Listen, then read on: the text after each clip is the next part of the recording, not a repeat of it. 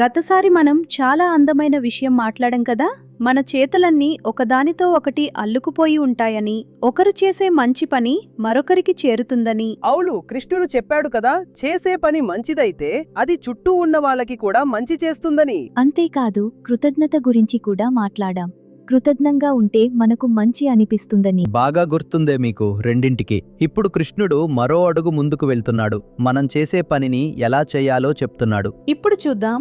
ఈ శ్లోకాల్లో కృష్ణుడు అర్జునుడికి ఒక చాలా ముఖ్యమైన విషయం అర్థం చేయించాలని చూస్తున్నాడు. పని చేయటం ఎందుకు ముఖ్యం, ఆ పని వల్ల మనకేం వస్తుందని ఆశించటం ఎందుకు వద్దు అని. పనిచేసి ఏమీ వద్దలుకోవడమా? అది కొంచెం కష్టంగా అనిపిస్తుంది నాకు. అది అర్థమవుతుంది ఆరవ్, కానీ కృష్ణుడు చెప్పేది వింటే నువ్వే అర్థం చేసుకుంటావు. చూద్దాం. ఏవం ప్రవర్తితం చక్రం నానువర్తయతీహయః అఘాయురింద్రియా రామో మోఘం పార్థస జీవతి. కృష్ణుడు అర్జునుడికి చెప్తున్నాడు, ఈ ప్రపంచంలో ఒక చక్రం లాంటి వ్యవస్థ ఉంది.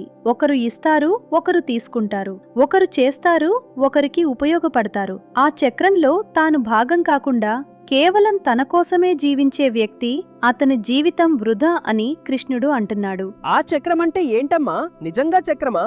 కాదు నాన్నా, ఒక ఉదాహరణ చెప్తా. వర్షం పడుతుంది, పంట పెరుగుతుంది, మనం తింటాం, మనం ఆరోగ్యంగా ఉంటాం, మనం మళ్ళీ ఏదైనా చేస్తాం. ఇది ఒక సైకిల్ లాంటిది.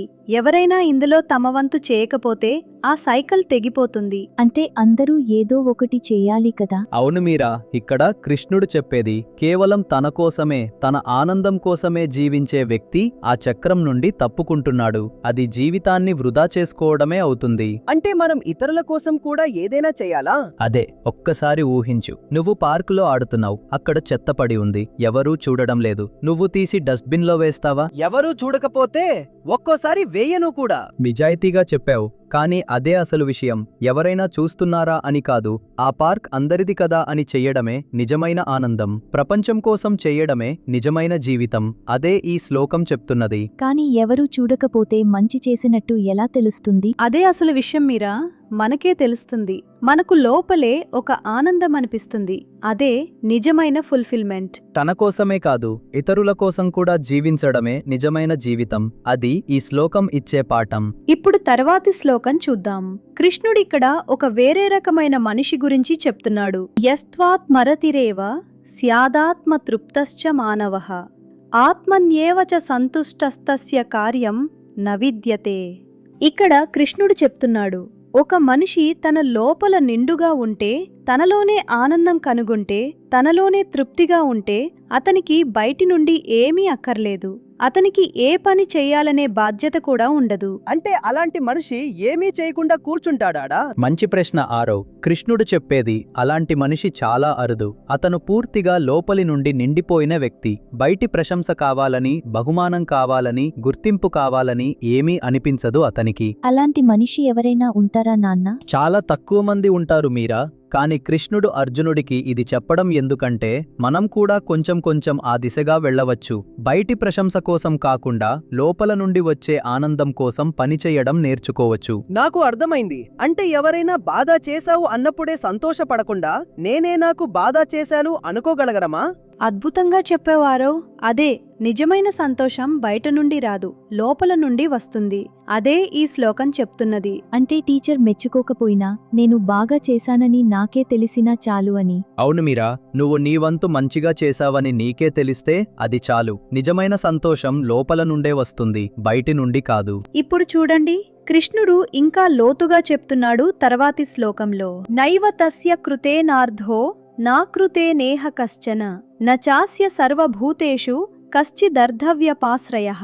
కృష్ణుడు చెప్తున్నాడు, అలాంటి తృప్తి పొందిన మనిషికి ఒక పని చేయటం వల్ల ఏమీ వస్తుందని కాదు, చేయకపోవడం వల్ల ఏమీ పోతుందని కాదు. అంతేకాదు, అతనికి ఏ మనిషి మీద కూడా ఆధారపడాల్సిన అవసరం లేదు. అంటే అతనికి ఎవరూ అక్కర్లేదా? ఒంటరిగా ఉంటాడా? కాదు ఆరో, ఒంటరిగా ఉండటం వేరు, ఆధారపడకపోవటం వేరు. అతను అందరితో ఉంటాడు, అందరికీ సహాయం చేస్తాడు, కాని ఎవరైనా తనని మెచ్చుకోవాలని, తనకు ఏదైనా ఇవ్వాలని అనుకోడు. అది చాలా కష్టంగా అనిపిస్తుంది.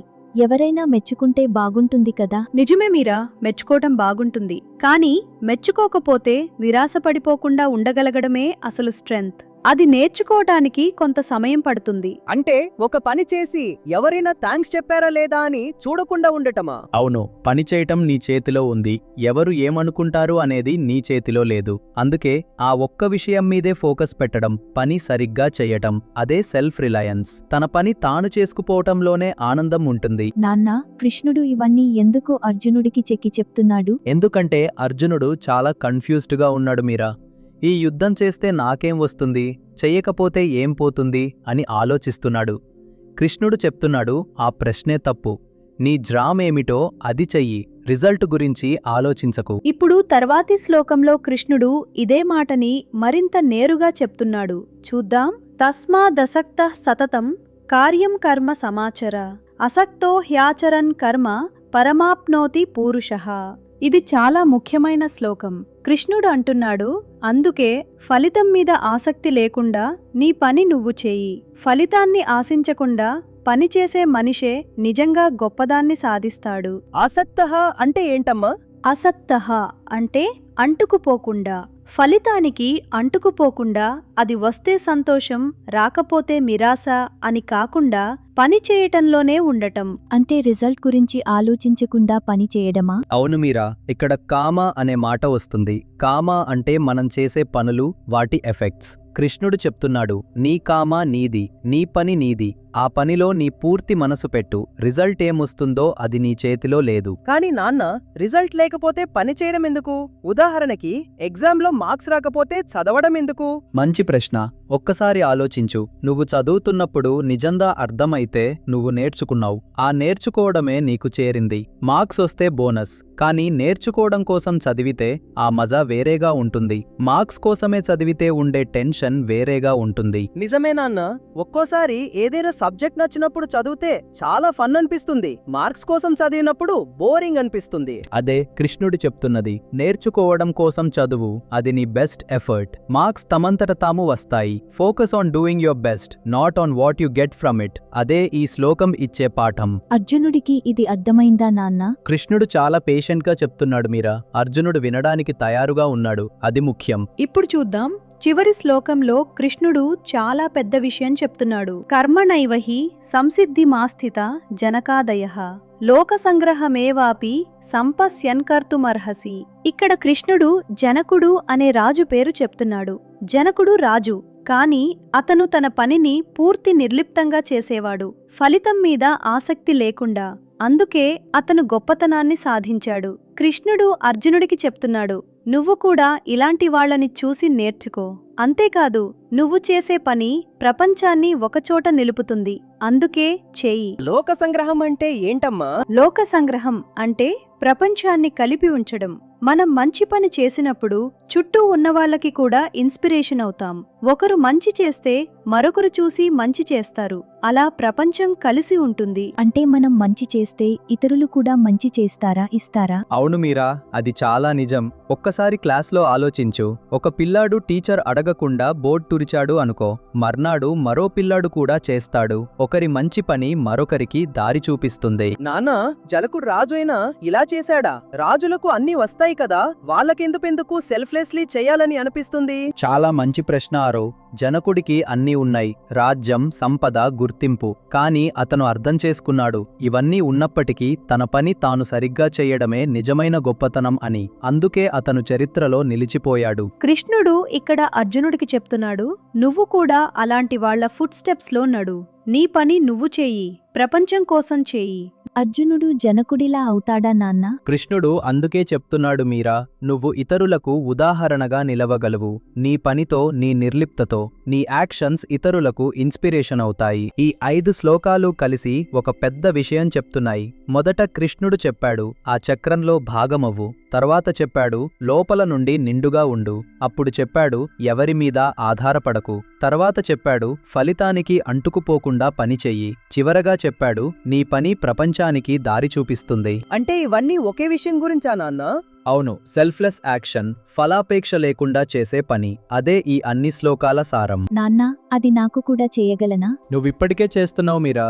ఒక్కోసారి అమ్మకి హెల్ప్ చేస్తావు కదా, ఆమె మెచ్చుకుంటుందా లేదా అని ఆలోచించకుండా. అది సెల్ఫ్లెస్ యాక్షన్. అవును, కానీ ఒక్కోసారి మెచ్చుకోవాలని ఉంటుంది కూడా. అది మనిషి స్వభావం మీరా.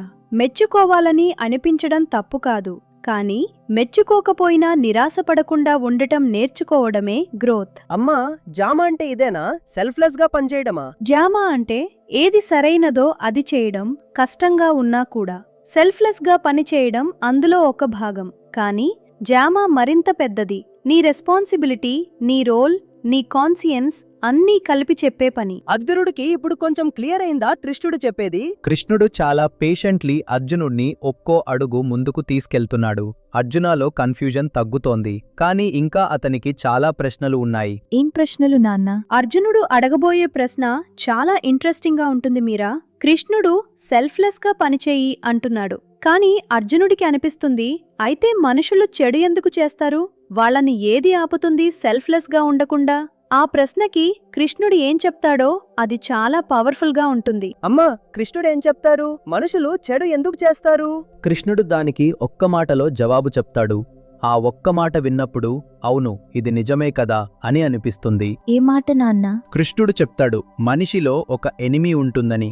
బయట శత్రువు కాదు, లోపల ఉండే శత్రువు. అది ఏంటో, అది ఎలా పనిచేస్తుందో అది తర్వాత తెలుసుకుందాం. లోపల శత్రువా? అదేంటో చాలా తెలుసుకోవాలని ఉంది నాకు. కృష్ణుడు దాన్ని చాలా క్లియర్లీ చెప్తాడు. అది విన్నప్పుడు మనం మనల్ని మనమే అర్థం చేసుకుంటాం.